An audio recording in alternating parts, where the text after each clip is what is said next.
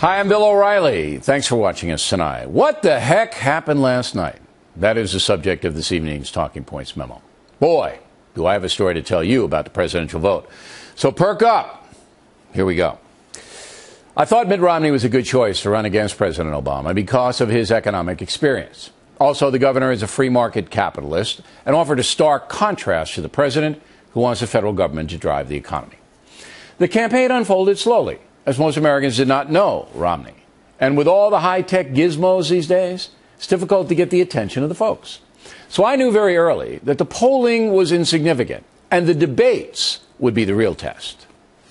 As I said, these polls are interesting, but they're not vital because the debates, the three debates, I think really going to tell the tale. You remember, Bill, I told you earlier this year when you were saying debates were going to be all important, I said that the history shows that they're not. Well, first debate proved me wrong about that. I'm so happy that you brought that up. Well, can I paraphrase Barack Obama in the last debate? Can I do that?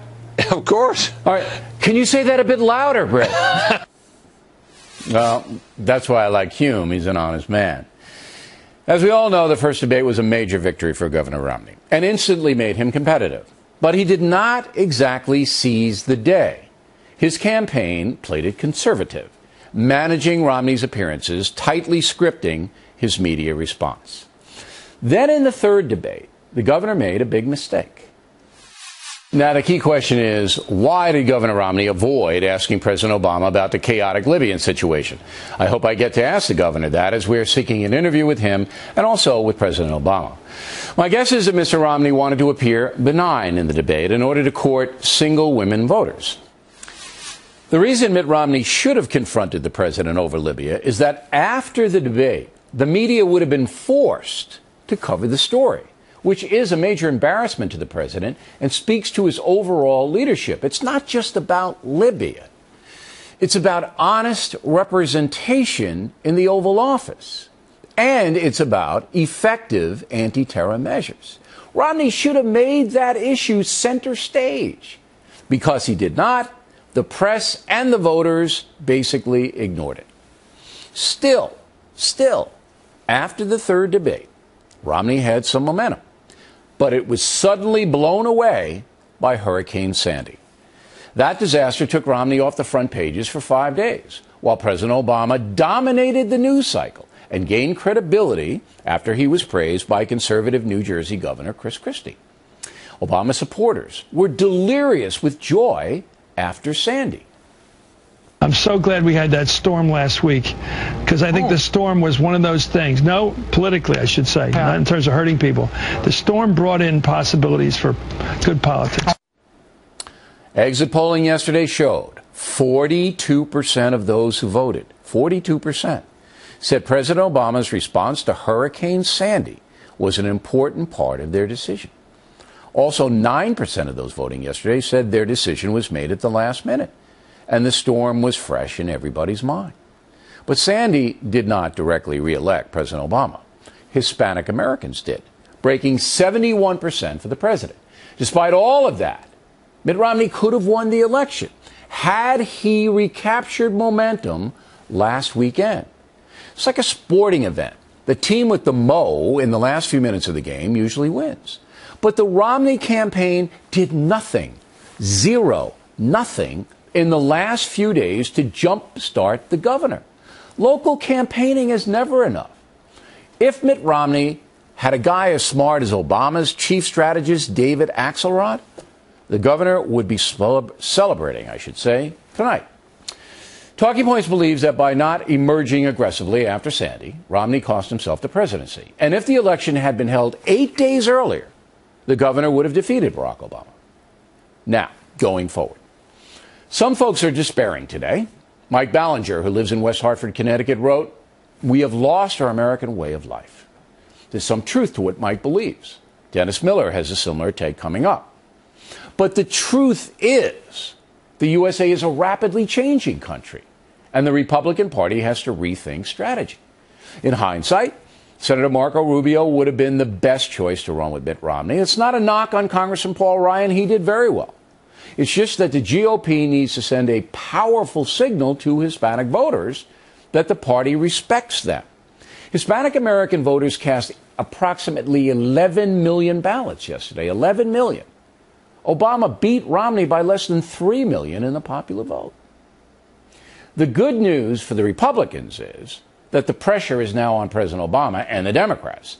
If the economy doesn't improve dramatically over the next 4 years, the Democratic Party will evaporate. Simple as that. What is more complicated is the mindset of the American people. As I reported last night during the election coverage, about half of all American homes are now receiving some kind of government entitlement. Some earned, some not. So any effort to reform or cut back on entitlements is a tough sell, but it's going to have to be done. President Obama won because he effectively put together a coalition of the willing, voters who had something to gain by keeping him in office. But with the nation heading towards financial insolvency, possible bankruptcy, that kind of where's mine attitude will eventually bring economic ruin. If Mitt Romney had forcefully made that case, he might have prevailed. This year, it was not enough to say what you would do to defeat the Obama machine. You had to convince voters there's danger in the president's policies. Mitt Romney could not convince enough independent voters of that. The governor needed to overwhelm the electorate with points of doom because they're real. He needed to bring an urgency to his presentation. He did not, preferring to campaign the old-fashioned way. And by the way, stock market tanked today, down 313 points, in response to the vote. Wall Street worried about Obama economics going forward. As far as moving the Republican Party further into the conservative precincts, the numbers simply aren't there. Exit polling found that 35% of voters describe themselves as conservative right now, 25% liberal, 41% moderate. So while the right is still powerful, ideology is not going to win a national election any longer. The president is indeed a liberal guy, but he ran as a populist who wants to give working Americans a break. His acolytes pushed the far-left nonsense. He didn't. However, behind the scenes, Mr. Obama has embraced just about every far-left cause.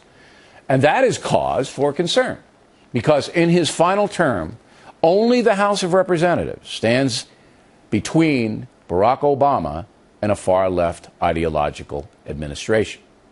Thank God for that check and balance. On a personal note, Americans who voted for Mitt Romney are understandably disappointed tonight, but should accept the situation, setting themselves up as the loyal opposition. That's the way it's always been in America.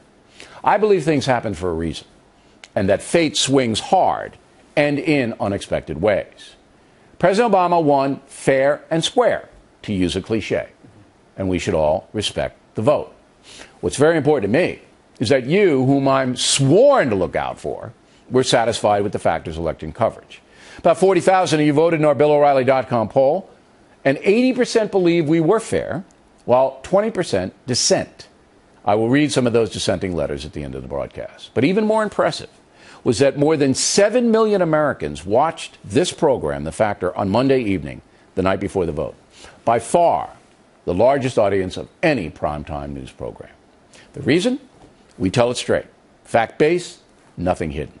May not agree with me on everything, but what we do here is fair, bold, sometimes fresh, and not beholden to anyone. And that's the way elections should be covered. And that's a memo.